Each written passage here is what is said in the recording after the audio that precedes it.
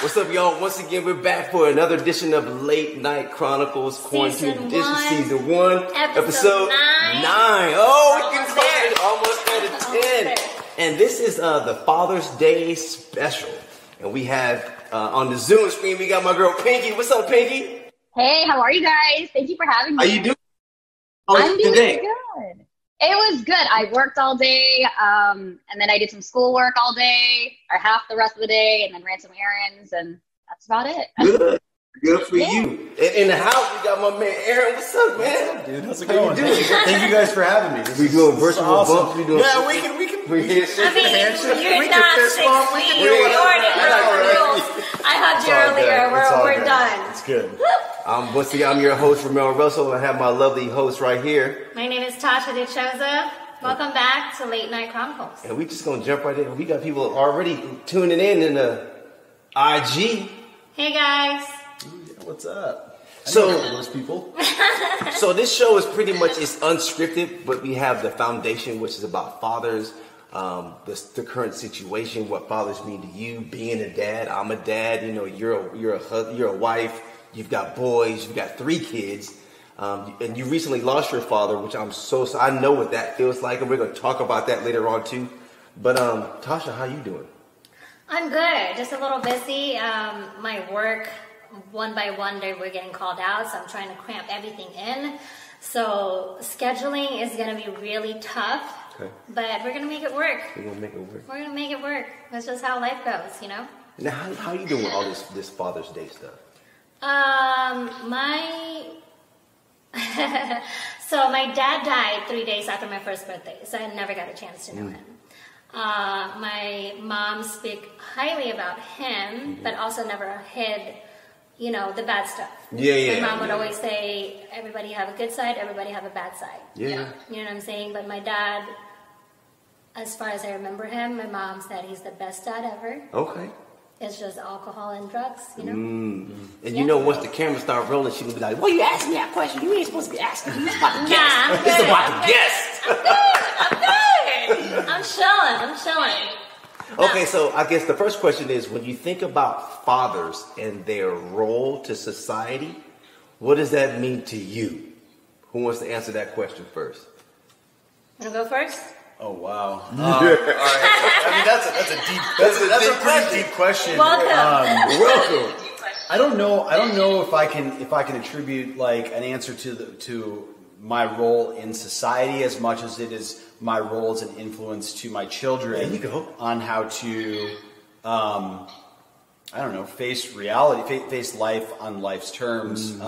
So, I mean, we can talk a lot about that, but I think that to me, it's not about control, it's more about influence and exposure, right? So, like, I'm all about, like, exposing my kids to as many things as possible so that they have a more broad perspective of life versus saying like, hey, we live in this HOA, here's our box, this is our community, these are the rules, this is what you adhere to. And then you, like, you know, kids are sponges, like they get these limiting beliefs. They do. And so my goal has always been expose them to as much things as possible, get a feedback loop as to what they're into, and then support that, you know? So that, I think that impacts society by allowing people to have freedom of choice. True. You know, less anxiety, less fear, better communication skills. Yeah. There you go. So, I mean, I don't know. Okay. Yeah. How about you, Pinky? What do you think? Oh, man. Especially what he said of being like a really good influence to your children and supporting them in whatever they choose or they want to learn more about. I'm kind of the same way. I actually grew up in a box in a sense, right? So I wasn't cultured enough. I didn't really know. I stayed in my like 4 walls, and it wasn't until after I left the nest in a sense where I actually learned a lot more, like what I know now. And I think I wish that was something that my parents had instilled in me, and like my parents would like bring us out more and learn more. And so I think that's like a true statement. What's your background, Pinky? What's your background? Okay, so we're both Filipino. You didn't know? Were you born and raised in America? What's that? Were you born and raised in America? Yeah, so I was born in Queens and I was raised in Chicago, and just been here the whole entire time. New York. New York? Yeah.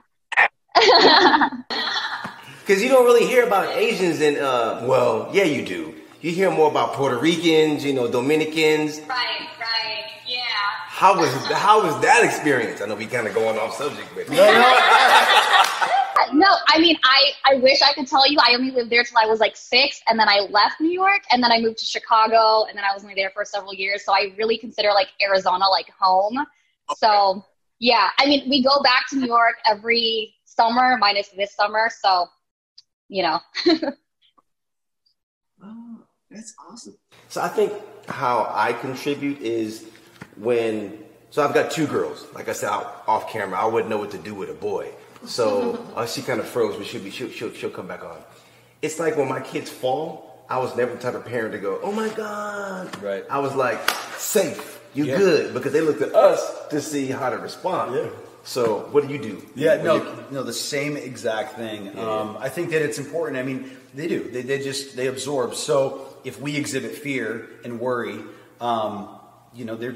that's what they're gonna. That's their reaction. Yeah. They're gonna react based on that. True. So I mean, even when they're in trouble, like I'm very quick to, like I kind of say, I like kind of parent with an iron fist. Like there's a respectable fear there, because if they do something wrong, like I'm like right away, let's nip it in the butt and never do it again. And all I have to do is just raise my voice. And there's a lot of respect that comes with that. It's not fear, it's respect. And and because of that, I actually can trust my kids. Yes. Right? They don't want to let you down. Yeah. Well, yeah. Not only that, like I think that they just, I don't know. They would love to be here right now. Like they would be in front of the camera. Like, hey, if you follow my Instagram, they're like the most photogenic. They're like all over the place. Yeah. But I think that again, like it's a lot of that has to do with like how you are behaving in front of them. That's true. Right. So I agree. That's true. How about you, Pinky? You kind of froze a little bit. No, I'm sorry. You're good. That's that Android. No, just it is. I know. We always give you a hard time with Android. And I used to be an Android user too. I mean, to each his own. Tomato, tomato. So when your kids fall, what kind of parent are you? Like, oh my God. So in the beginning, I won't lie, my first kid, I was like, oh my God, he needs to be in a bubble. We have to like take care of him. And then as they got older, and of course, like my husband, like helping me, just being like, they need to learn. You need to let them like feel and like understand, and then let them communicate and like tell us like that they're okay, or if they need help, and that we don't need to like baby them or kind of like carry them or like helicopter parent in a sense. So I won't lie to you, the first few years I was very like, oh my gosh, don't touch that. Oh my gosh, don't like do this, don't do that. And then as I got older, I'm like, wipe it off. I'm like, are you bleeding? You're fine. I'm like, look left and right. I'm like, is your leg broken? Is your arm broken? And they're like, no. I'm like, get up, you're good. And then obviously, like, I wait for cues, right? Like, there's some days where I'm just like, he's gonna cry. And then, like, I'll go up there, and my husband's like, back it up. He'll tell you if he needs you. And I'm like, he always needs me. When he really doesn't. Does his own thing. And I'm like, all right, that's cool. I'll be back in my seat here. That's fine. I wanted to ask about, because when Ramir was talking about you and your background, can you talk about, like, your dad? Yeah. Oh man. Okay. I said I did my eyelashes good today, and I didn't want to cry. Okay. So my dad was like the biggest supporter in like anything and everything that I did. So he would miss work. He would, like leave work, come to any type of competition that I had, come to every show that I had. And he always kept like an open line of communication, right? So I grew up Filipino, and I don't know if this is similar to you, but I didn't really have a great relationship with my parents. My mom and I didn't really have like a great like open line of communication. We kind of just like, we didn't show feelings, right? But my dad was different. My dad was like, tell me how you feel. Let's talk. Let's chat, which is way different, Yeah. And then so obviously that term daddy's girl is like 100%. Yeah. It's like 100%. So feelings. And so my dad and I were just like 2 peas in a pod. I could tell my dad anything and everything without any judgment. He wouldn't yell right away. It wasn't like whatever.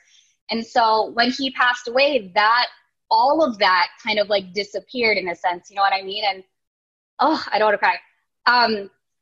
I didn't get to like say or do all the things that I wanted to do. Sorry. No. Yeah. How long ago was he died in 2008. Okay. Yeah.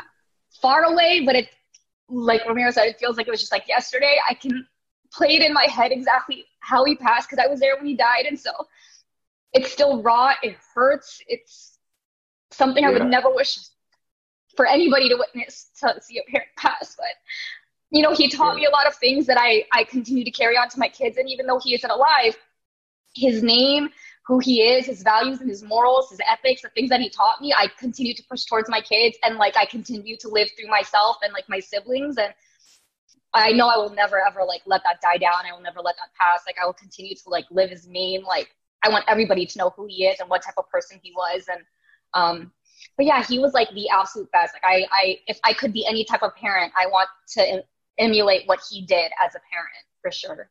And you're doing it. Oh, so, thank you.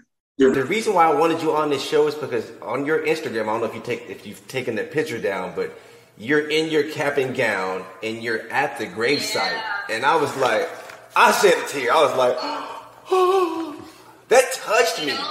It was actually an accidental video. It wasn't like everyone's like, oh, you're doing it for like clout and whatever. I'm like, no, like that was on complete accident. Yeah, so my dad, when he had passed away, before he was in hospice care, he had promised me the one thing he ever wanted to do was, just because obviously like I'm the oldest, he was like, just go to college, graduate college, like just finish school, you know, because he didn't get to do it, right? And, you know, like the American dream, coming from the Philippines, coming here, they want to give you that better life, and education is that way. And so I was like, okay, Dad, yeah, you know, being 18, 19 or whatever. And then obviously when he passed away, 6 months after, I found out I got pregnant. And so that obviously like turned my world upside down. And I was 19 when I was pregnant, and then I got kicked out. So then I had to experience homelessness, and the journey to school wasn't like how it was supposed to be. And so I went to school. It took me a lot longer than normal. And I knew I wanted to show him that I graduated, even though I knew, like, I posted a video on my Instagram when I got my bachelor's. I like pointed up to the ceiling. Like I said, this is for you. I did bachelor's. This is it, you know, but he always knew I wanted to achieve more. And so when I got my master's, I was like, I have to go visit him, because I didn't do it when I got my bachelor's. I didn't have the guts. Like I got dressed. I was like, I wanted to go, but I couldn't do it. And then when I did my master's, my husband was the one that encouraged me, was like, you worked your butt off doing this. You graduated during a pandemic. We went through so many things to get this one degree. He was like, you show your dad that you did it. He's like, it's fine. And so I was all embarrassed. I walked over there, and I didn't think I was going to cry, but I cry every single time I go over there. And he was trying to take a picture, but Android has like the same thing as an iPhone live feature.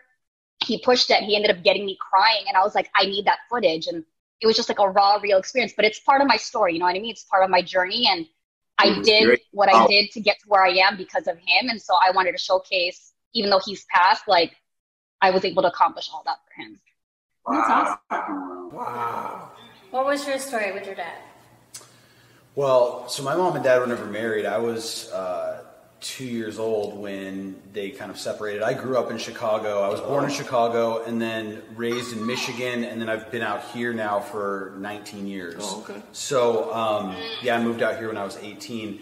But my dad and I really didn't have a deep relationship. I mean, I can count on both hands how many times I've met my father up until about a couple of years ago. And so, I mean, that's part of one of the things that I think has encouraged me and influenced me to be the type of father that I am. And it's because of an absence of that role in my life.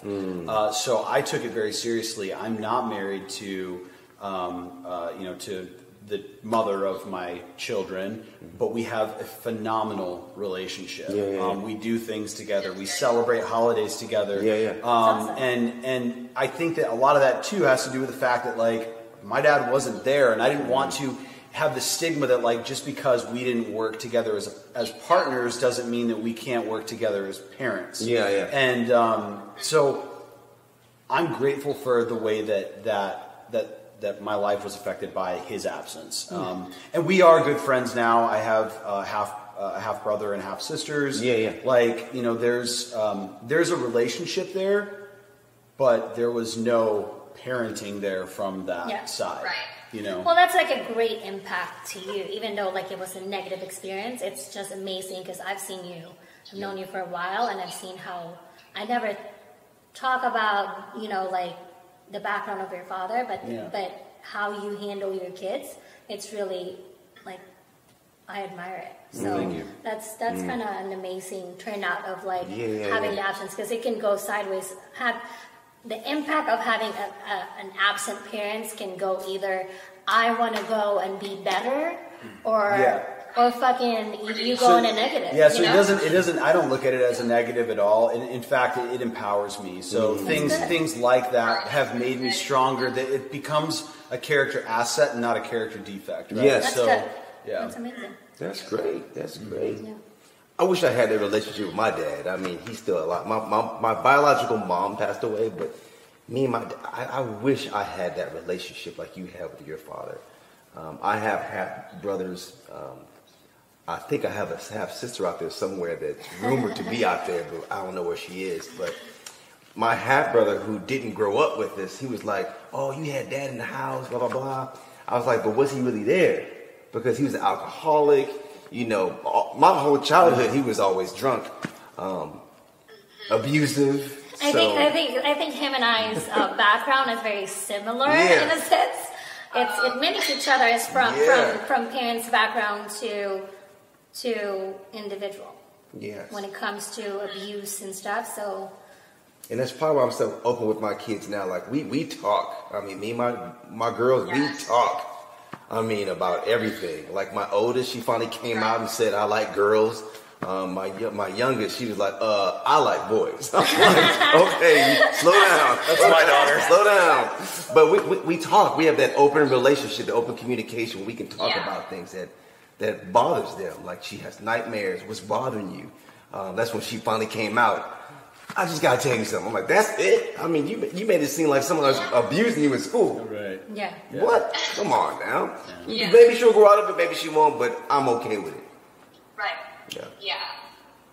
So what are the changes of like, because we got to talk about the current events. Yeah. So, I mean, I was just trying to girl just want to get some Panda Express and some bowl, okay? And they're like, we cannot serve you because you don't have a mask. So how is it changes right now? How everybody's adjusting to the new world right now that we're facing? As you going out and taking your kids to places and stuff like that. What do you see? Well, I mean, I'll just tell you, first of all, taking them out of school was huge, a detriment, because, school is also a form of daycare. So when you have two parents that are working, when you have two parents that are working and now you have two kids that don't have a place to go during the day, somebody has to, make some sacrifices. So I think that, the fact that they're not getting educated in times where they should, their brains are growing, so I want them to learn. I'm not a teacher. I mean, I am a teacher in some respects, but I'm not like, whatever. I'm just not. I'm not like, You're a parent. You are a teacher. I'm the cool dad that's like, my kid's like, yeah, let's play video games. I'm like, yeah, let's make bracelets. And then I'm like, hey, no, let's do this math. And they're like, so, I mean, I think that's one thing that really has kind of impacted. The other thing is, like, you take them out and you don't want them to touch everything. They're little. They don't understand what is out there. I can't put my fingers in my mouth. Yeah, like my daughter will sit on the floor at Target. I'm like, please get up. But now I don't even take them. I don't take them inside. We don't take them out. So I just think that some of it has to do with like some luxuries, just like simple things that we kind of take for granted that now we don't have. But it's forcing parents, I think, to become a little bit smarter about how they parent, what they do with their time. Are they just sitting their kid in front of a TV all the time? I mean, some parents don't care. Some parents are just like, hey, watch TV, here's this. Like, I would like to engage in my children's mind a little bit and have them, learn. So it's like, can we find constructive things for you to do with all of this time? So aside from the fact that, it's summer, school's out, it's definitely a learning experience. But you know what? Again, I'm happy that we're going through it. I think it's going to make us more connected to our children. I think we're going to together. Yeah, I think there's a lot of positive that's going to come from this, but it's inconvenient. For sure. Now, have either one of you been outside the country? Oh yeah. Not since this happened. But where have you been before? Oh yeah, the UK, New Zealand, obviously like Mexico. Who doesn't go to Mexico? Canada. So yeah, I mean, I travel quite. Have you been to Asia before? I have not. That's the only place I wanted to go this year. So I usually do one big trip, and I was like, I really want to go to Singapore. I've wanted to go to Singapore for so long. You hear so many good things about it, and obviously now that's. We're all going to the Philippines after this. Yeah. How about you, Jamie? Have you been to the Philippines yet? Yeah. What's that? Have you been to the Philippines yet? I have when I was like a year old, and I haven't gone back since, but that was supposed to be one of our trips these next few years, was to take our kids to go to the Philippines, but with everything happening, we were like about to do our passports too, and then all of this happened, so we're like, I guess we're not going anywhere. You gotta get your passport because you never know. Yeah. This year, because my mom and I were supposed to go back, and they were saying that the only first of all, you have to be quarantined for 14 days. Yeah. I just want to be there for like a week. I gotta quarantine. Plan a 45-day trip. Exactly. Yeah. We'll be there for a month, yo. But you cannot go there right now. It's so strict right now. Unless you are married to somebody in there, that's the only way that you can go in there. Yeah. Other than that, they're closed. Yeah. U.S. They're like U.S. citizens are not allowed in the Philippines. I should have done that. I should have not given that. Yeah. My wife's from Malaysia, so I love Malaysia, Singapore, and I don't think we're going to be here for too long because I advise every person of color. I'm mixed. My father's from Puerto Rico. My mom, she's biracial, but I was raised Filipino, so I like Asia.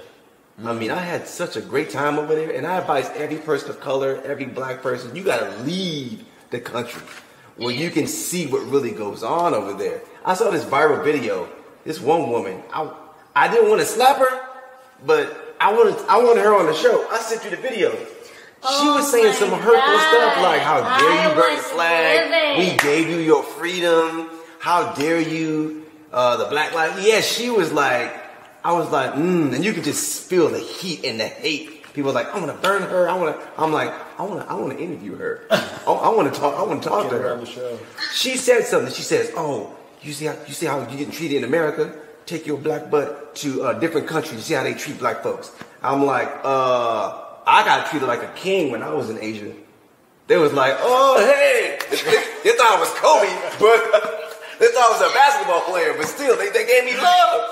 I mean, I think people do need to leave so you can actually appreciate what you have here. I want to talk about that with kids really quick because I'm a big firm believer in travel is the best form of education. So it goes back to that idea of like getting out of your box, right? Yeah. And I think that the best thing that we can do, for at least this is why I think making money is important because it provides opportunity. People don't want to talk about money because they think that it's like this taboo subject. Oh no, let's talk about it. I want to earn as much money as possible so I can provide my kids with the most opportunity. It's not about the iPad and all that other shit. It's about opportunity. And to me, travel's the best opportunity. Yes, so it is. I told my kids, I said, listen, if you want to go to college, I'll support that, but I'm not trying to pay for your college. What I will pay for is a leap year. I will pay for them to travel for 6 months after they graduate from high school so they can figure out who the hell they are. You don't know who you are when you're 18. I didn't know who I was. I didn't know what I wanted to do. But I'll tell you what, every time I traveled and I met and I steeped myself in a new culture and I met different people, it allowed me to grow. And I'm like, and then you have this spiritual experience. I mean, I'll go there. I'll go there. You have this spiritual experience at a young age because you now have a more worldly view and you're able to think more empathetically on a worldly view. There's a quote, I don't know who said it, but they said empathy barely exceeds your line of sight. So meaning if you can't see it in front of you, it's hard for you to empathize with it. You can't empathize with the people that are dying in another country. We can empathize with things that are happening here because we can see it. But so the more you travel, the more empathy you have, and the more empathy you have, the wiser you become. It's Maslow's hierarchy of needs. The top of that pyramid is self-realization. And I think travel is a huge catalyst to that. Well, since you brought up religion, I'm gonna just say it. So America will have you freaked out about Islam in Muslim countries. So my wife, being from Malaysia, that's an Islamic country. And when we got, I was like, I don't know. I was excited. I'm taking pictures out of my phone. Immigration had a sign that says no pictures. I remember. All of a sudden, this one dude was like, hey, you're a hot country now. Give me that phone.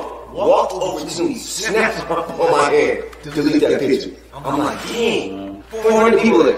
Packed. I'm like, I'm about to go get you.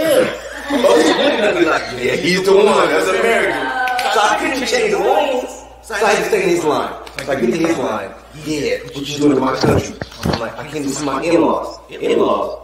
You married a woman from Penang? I'm like, yeah. Oh, what's the other side? Because they check in separately. He was like, you the first time here? I'm like, yeah. Welcome home. You take your picture. Oh, it was so peaceful over there.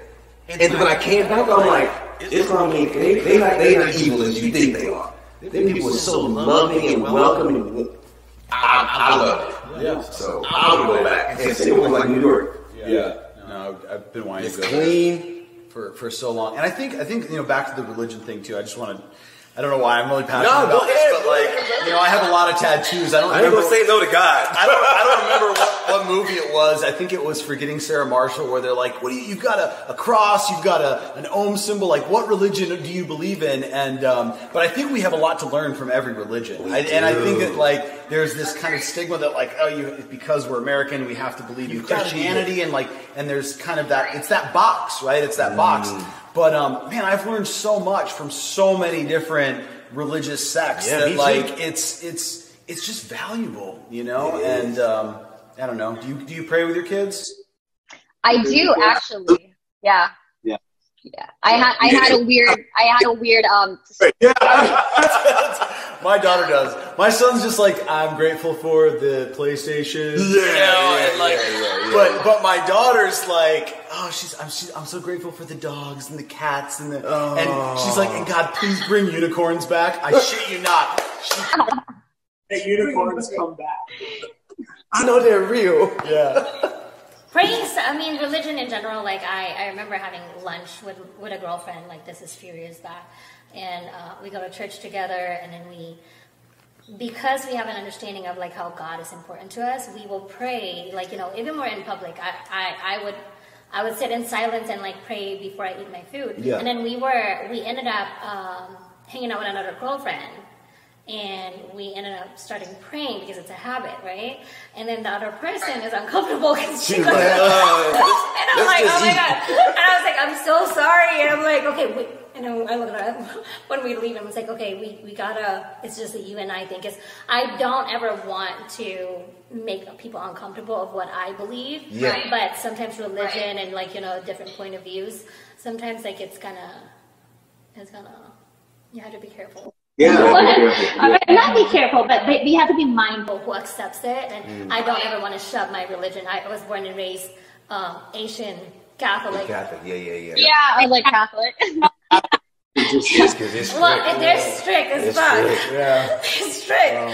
So, but then when I moved from the Philippines, I moved to the Bay Area, and I was there for my late teens, and I moved here in my early 20s, where it was so strict that I was like, I love God, and I was going through stuff, and I'm like, but I cannot be Catholic. So I switched to Christianity, which I'm more comfortable in. I feel like it's more laid back and stuff like that. I mean, it's saying tomato. Yeah, I have to piggyback on what she said. I did the same thing. So growing up, I was in a strict Catholic household too, being Filipino. You were born and raised. You bled it all, right? And when my dad, you don't really have a choice, right? And so when my dad was sick, we did the thing called Simbang Gabi, whereas you do a week's worth of going to church. You're praying on your knees. You're doing the rosary. And so I would pray to be please heal him, please. And I was diligent. I was there morning, night, after work. I would be at church all the time. And that's what I would turn to in this lowest point of my life, right?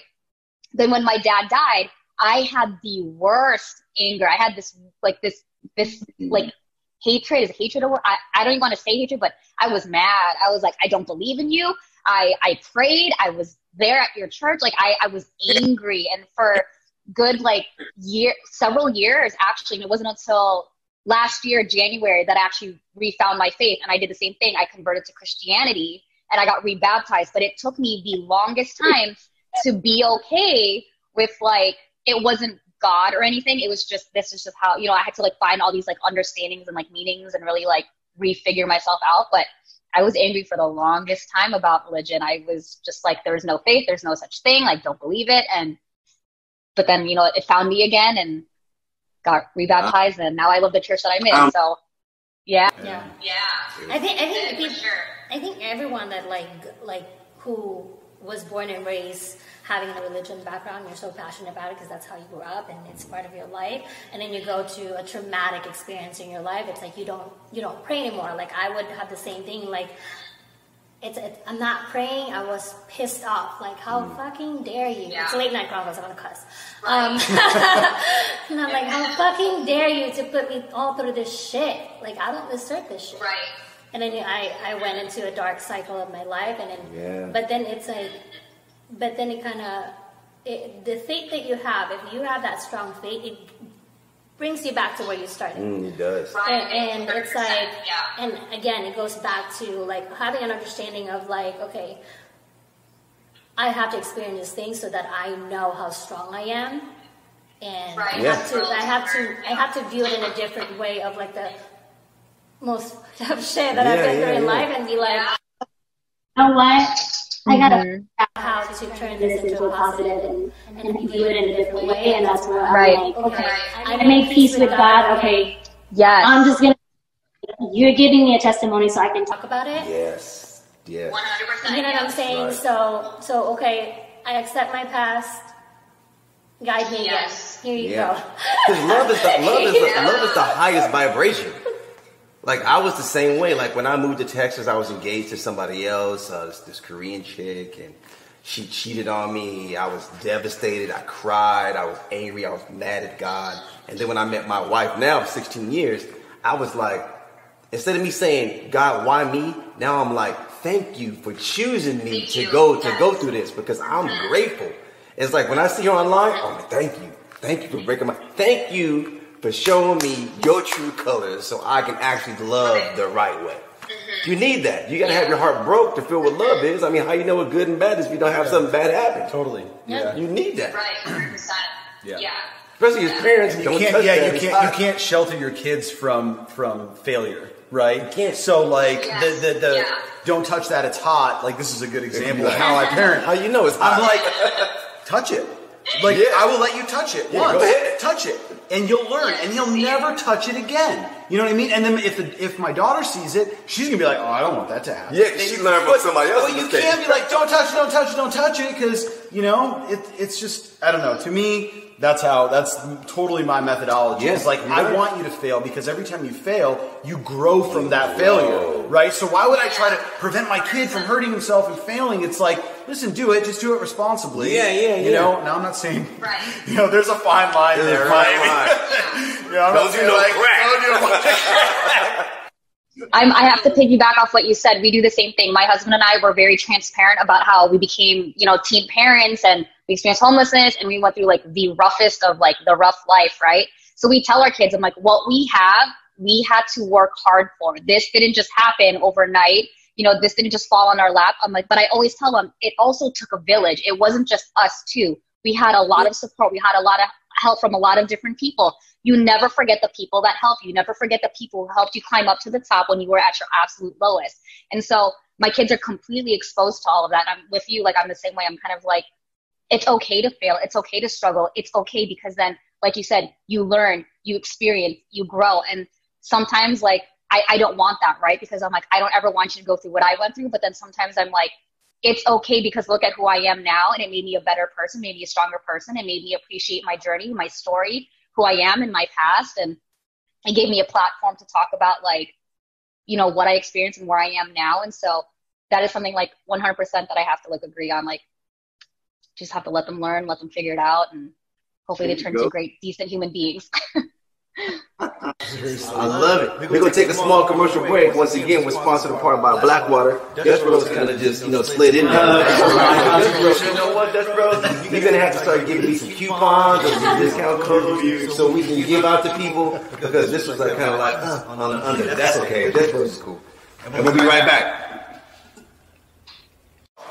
Okay, let's talk about what's going on right now. The whole Black Lives Matter. How do you guys feel about that? Oh, jeez. Get off the internet.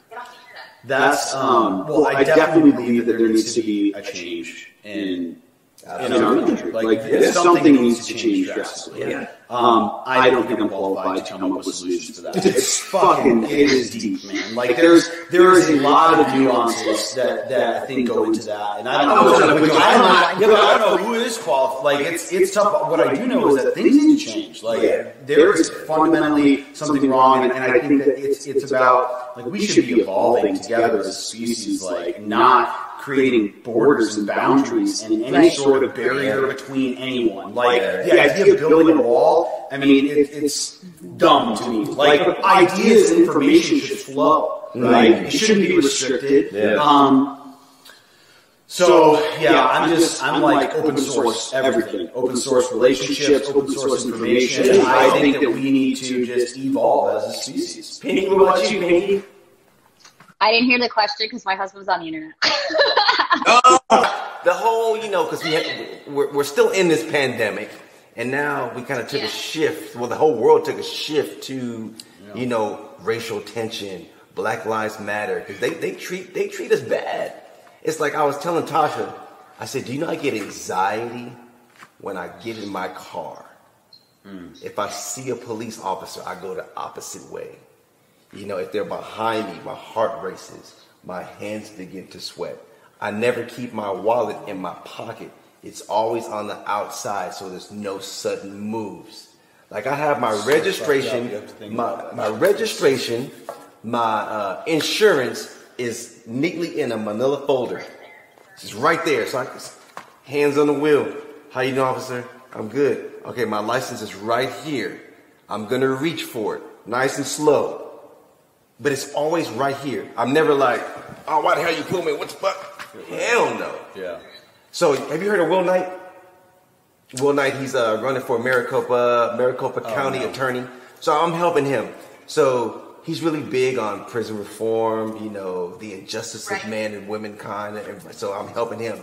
So we talked about that. He says, how many times have you pulled over in Scottsdale? I said, twice. He was like, so they don't bother you? I'm like, no. And then it shifted. I said, but do you know why they don't bother me? Because when I see him, I go the opposite way. He said it shouldn't be that way. It's just sad how, certain color have to go through that. It's just bad. I mean, I talk about this friend. I grew up from the Bay Area. We both came from Oakland. Friends from Oakland. And I was 16 and I didn't have a driver's license. And we got pulled over, and then I just got here, like literally fresh off a boat from the Philippines. Don't know nothing about fucking America. And then he was like, obviously he's black. He was like, let's switch. And I'm like, what do you mean? Yeah, I said, what do you mean? Like, let's switch. And I was like, I was 17. I still didn't have a license. So we switched. And then the cops literally, I was like, did you know why I pulled you over? I'm like, no. And he goes like, well, there was a stop sign back there. You didn't stop. I'm like, oh, I'm so sorry. I just woke up. It was like early in the morning. I was trying to go home and stuff like that. And he was like, okay, are you going home? And I was like, yeah. And I'm like, all right, go ahead. And then the guy that was, like sitting with me, and he goes like, he didn't even check your driver's license. Yeah. He goes like, oh yeah, I don't have driver's license. He's the only one who has driver's license. And he goes like, all right. And all he said was like, all right, well, be careful. And he was like, if I was sitting in that, and where you sitting at, it would be a different story. And I didn't really quite understand it. Yeah. Because first, I'm just new here, and I was trying to understand the culture. But a few years later, as like a couple more years, and I'm trying to understand the world we're living in. Yeah. I would gladly say to my friend who's color be like, if we get pulled over, especially if they're drinking, I'm like, yo, let's switch. And then my friend would be like, what? Shoot, I wouldn't even drive. Let's switch. Yeah, I mean, if I have one or too many drinks, I'm like, here's the keys, dog. I'll do my drinking at the house. It's just sad what things that we need to adjust. Yeah. Just for that situation. It makes me sad because, like, my cousin she's married to, obviously black, and they have black kids. The things that you have to talk to as a mother, like, certain things, it's like, why do you have to talk about that? You're just fucking jogging. Like, you know what I'm saying? Yeah. Like, you have to almost adjust your whole life just to be normal. And even just dating, it's different. tough. You know what I'm saying? You have to consider Yeah. the future. If you're dating a black guy, and you're seeing about the future with that somebody, and you have to like think of it. It's almost like gives me anxiety sometimes. Like when the looting happened and all the Black Lives Matter started, and obviously dating and that it's just, and I understand, it's hard to like understand. The fears are coming in, and I'm not even pregnant, and we haven't made it official. Like, what's going on? Like, but things that it's just so stupid. Yeah. Like I was talking to Will. Somebody asked me, "Why are you so big on the prison reform?" So I talked last night. I was wrongfully convicted. I spent 2 years. I was in San Quentin. It was a horrible experience. My ex-wife was a lawyer involved in unethical activity. I found out. I had to be hushed. And I know I'm skipping things, but when it was overturned, I left California because they had like 3 strikes you're out. Yeah. So I went to Texas. Then we moved here, and I was like, I don't want to tell nobody about my life. I want to just live my life. But I'm in San Antonio, Texas. I'm training NBA players, NBA wives. I'm training celebrities. I've retired as a trainer. I just turned 51 on Monday. No way. You look great, man. I'm old. You look 51. Every What the hell? time. So, but I was old, Pinky. So I've been through a lot. So I'm a big advocate for wrongfully convicted. And I spoke about this before, and it may shock you. I had issues with the Black Lives Movement, and I'll tell you why. Since the inception of the cell phone, more things have been recorded. Is it wrong? Yes, it's fucked up. It's bad. It should be talked about. But you know what they don't talk about? There are no fucking cell phones inside a prison. Oh, you didn't think about that, huh? They have no clue what those correctional officers do to us. Right. Zero. There may be a phone that gets slipped in, but if you only knew Shanks, hearing people get raped, beat up, set up, segregation, it's horrible. So I wish that they were like, you know what? We need to just not talk about what's happening on the streets, what we see. What about the brothers who are locked up and the sisters, what we don't see? So did you know, and there's a prison here, they were giving the females 1 tampon a month. Oh, but they didn't talk about that on the street. Yeah. Oh, see? You can't just have 1 a month. Maybe you bleed heavy. So we were advocates for that, to give them more tampons. So is it wrong on the streets? Yes, it's fucked up. But we need to talk about people who are locked up too, who don't have a voice. That's my time. Listen, I think there's a lot of things that are really wrong about our country. People, a lot of people say America's the greatest country, and don't get me wrong, there's a ton of opportunity here, and I think it's great. But I think that there's a lot that we can learn from other countries that are doing things differently to help, like, evolve. Right? I mean, just go back to that word, evolve. It's like we should be evolving as a society, as one species, right? Like, but who said we're the greatest country? Who said that? People say that. I'm just saying. I don't agree with it. You know what I mean? I don't necessarily. I was always poked a bear. But that's also because I've traveled. If you've never left the country and you think America's the greatest country because Dutch Bros is open all the freaking time, like maybe that's your scale of like what is good and what's not good. But when you go to another country and you see how they eat and you see how they behave and you see how they interact and how polite they are, like you're like, whoa, this is a lot different than the interactions that I get when I go to Scottsdale or Apache Junction or wherever you go around here. Or PV. or PV, you know. So like, yeah, I don't know. It's yeah, I'll stop with that. No, you can talk. It's no judgment zone. It's no judgment zone. But yeah, you're right. There's something. At least we're talking. I think in American history, this is the first time they're actually like, you know what, we need to talk. Yeah. Because I saw white folks in Scottsdale on the corner of Shea and 92nd. No, Shea and 90th. Talking about Black Lives Matter. I'm like, what the fuck? I'm like, oh, okay. It was like, I see you. I'm like, okay. We didn't have that in the 60s. Yeah. We didn't have that in the 70s. You know, Rodney King was probably the first one that America saw that it was always bad. And that was filmed on a recorder in 1991. And they were like, oh my God, now everybody got cell phones. And now you really see it. Yeah. So, but at least I think we're talking now. I think because they burned up I LA. think this generation of like having the social media, it's so powerful because everyone can start, you know, their platform but by just having your phone. I mean, this whole show. Yeah, you're right. Like, anybody can start a podcast. Anybody can have a voice. It's just a matter of really doing it and starting that dialogue within the community to educate people and to come together. And I think this generation will have a better impact. I think so too. And we talk about millennials.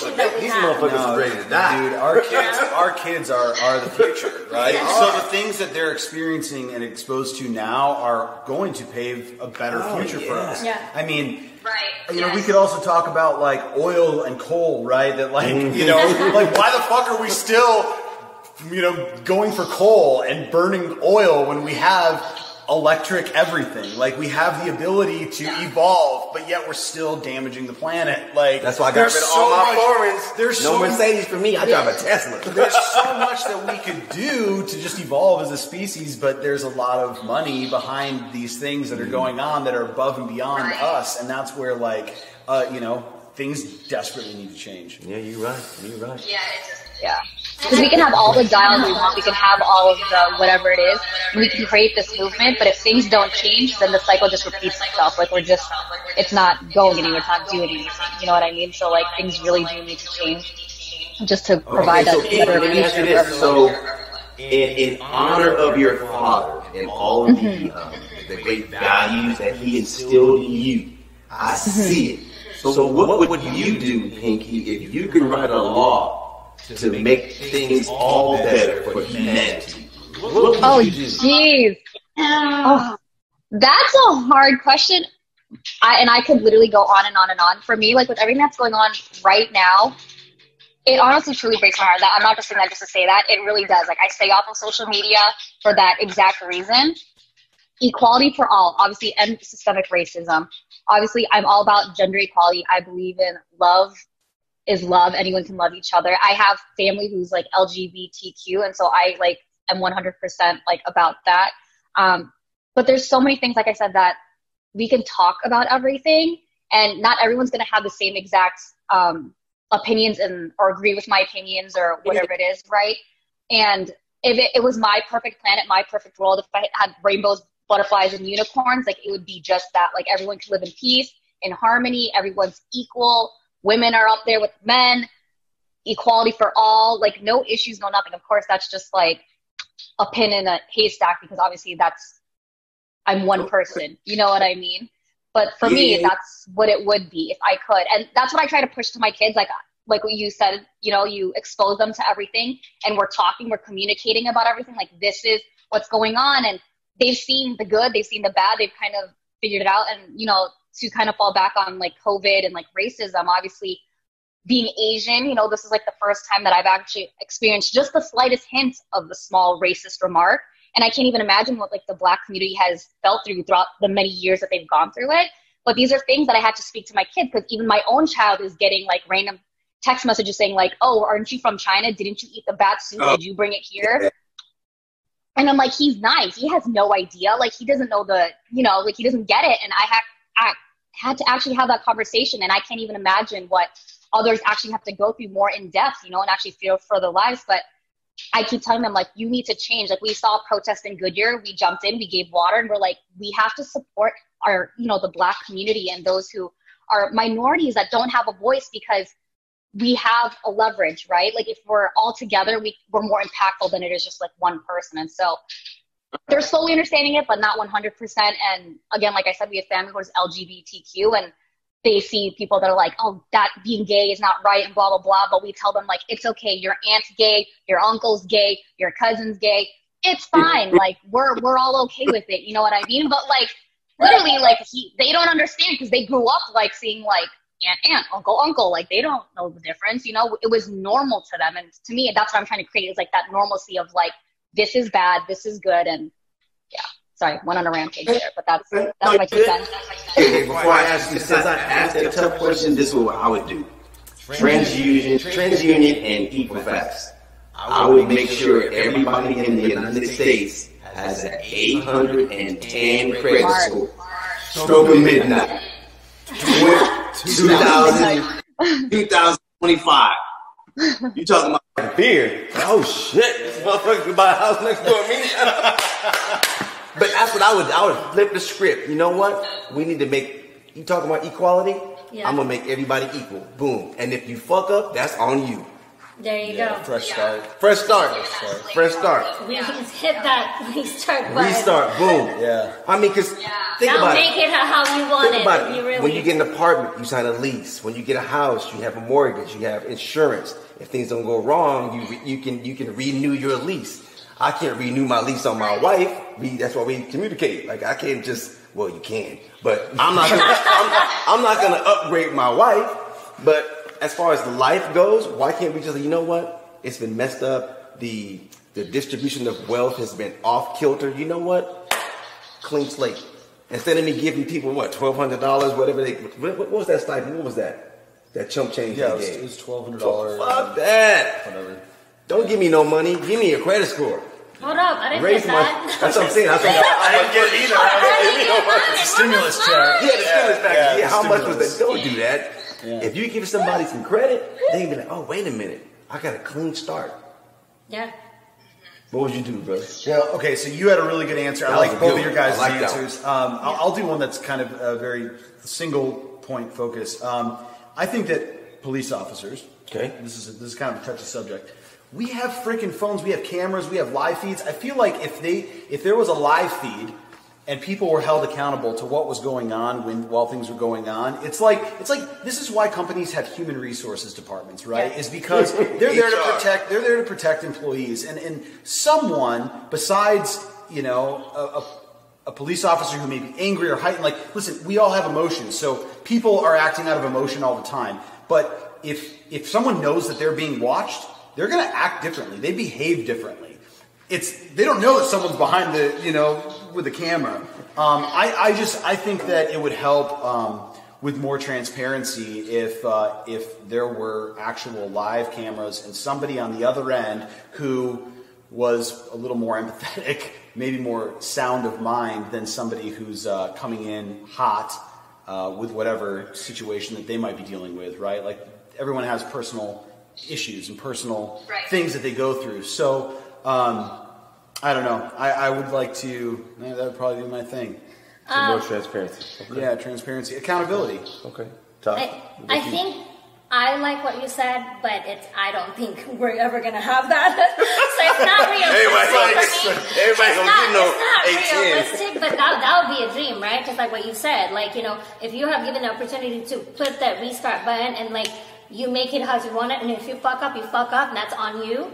That's a great thing, but it's not realistic in this generation. But I think I would agree with both of you, because it's like having, what do you call it, the equality, because that's what we're all striving for. Yeah. It's a fucking equality. Why is it so motherfucking hard? I'm sorry. I don't like the videos. The certain videos of certain people's opinion makes me so livid, because it's like, how ignorant are you to say those things that you say? Video I sent you? Yeah, Ooh, it was rough. so it's like, you have the power, you have the fucking voice, and you choose to infect kids. Now my nephew, my kids are like gonna see this shit, and everyone who have a camera have a voice. and you have an influence with my family, with the kids in my family.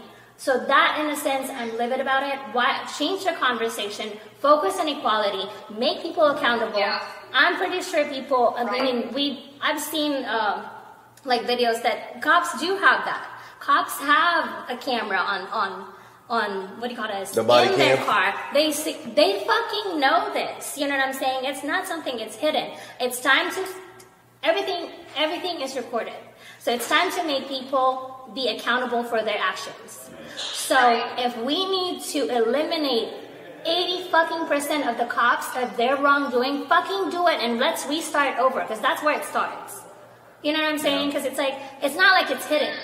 We can go back. I've seen videos of like how cops, I'm sorry, I'm just hitting on the cops right now. They're not all bad. They're not, I'm like literally getting like warm right now as I'm speaking, because I'm like, this is kind of hot.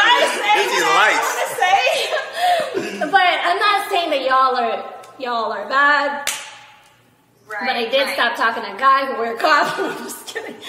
But you know what I'm saying? It's making, this generation is holding everyone accountable because we have the power of social media. Yeah. Let's use it to the let's use it for the positive and not for a negative. Yep. Like if you have, my mom would always say, if you have nothing better to say, just keep it to yourself. Because you don't know how powerful your voice is. And even, I don't care if you have 100 followers or 6,000 million followers, your voice can impact somebody's life. You can easily go in some child's timeline because just algorithm or whatever. Your voice can impact somebody's life. So let's all be united when it comes to equality, educating. It starts from the home, educating, like parents monitoring what social media or platform. You have the responsibility as a parent to really monitor what are you watching. You know what I'm saying? Mm-hmm. What is it feeding your brain? Because I want to know how it affects you individually. Because you're going to go out as a society, and when it comes to like Asian family, we don't go out just to go out by yourself. No, we go out. You can relate to this, I'm pretty sure. You walk out the door as a representative of your family, so you don't just go out by yourself. I'm holding my father's last name, and I better not do shit because my ass, mama gonna whoop my ass when I get home. But you know what I'm saying? It starts from the home. It starts from communicating. It's being mindful of everything that you're doing and holding everyone accountable of their action, throwing everybody to jail if they have to. Sorry, just got passionate about it. Anybody shouldn't go to jail. Yeah, jail reform. No, I'm with you. Police reform. If you have mental health issues, you should not be in jail. And nobody should be going to jail for a little weed. Come on now. Yeah. And why does the crack cocaine get more years than the powder? Don't get me started. Yeah. Well, it was so nice having you guys. Yeah, right. On that note. But no, seriously, I appreciate the one thing that I appreciate in life is when people spend time with not even in a show, but in just in general. I appreciate people's time and I appreciate people's friendship because it's for me, I see time as I'm giving you a piece of my life that I can never get back. Yes. You know, 100%. So I appreciate you guys spending an hour with us. You have to get a baby. Thank you guys. It's late for me. I'm with you. Yeah. My kids are usually up at like 6 a.m. Thank you so much. Thank you guys. So this is episode 9. Thank you so much. There's good things on the horizon. My wife is just here. She's humble. She's our CEO of the COO of the company because we have a media company in Singapore, India, Malaysia. We have an office here. We film here in Tempe. So big things are on the horizon.